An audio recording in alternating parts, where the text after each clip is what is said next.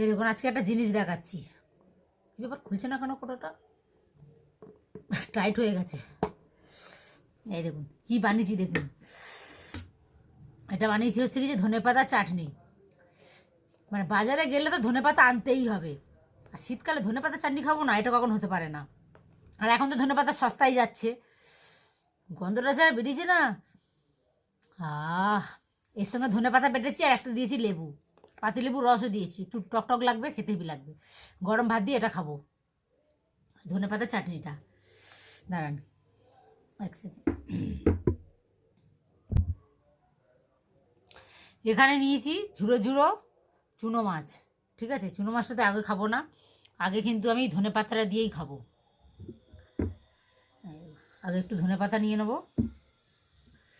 ধনেপাতা বাটা ভাত দিয়ে খেতে উফ যা লাগে না, দারুণ লাগে। চামচ দিয়ে খাবো না, হাত দিয়েই খাই। ও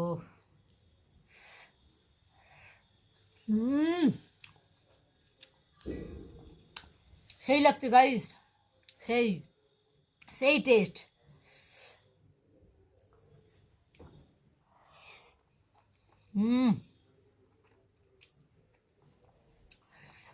কাঁদে কাঁদে গাইস ধনেপাতা দিয়ে এরকম গরম গরম ভাত খেতে ভালো লাগে, অবশ্যই কিন্তু কমেন্ট বক্সে জানাবেন।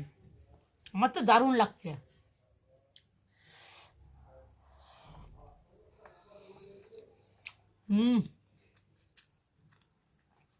ফাটাফাটি গাইস, সেই টেস্ট।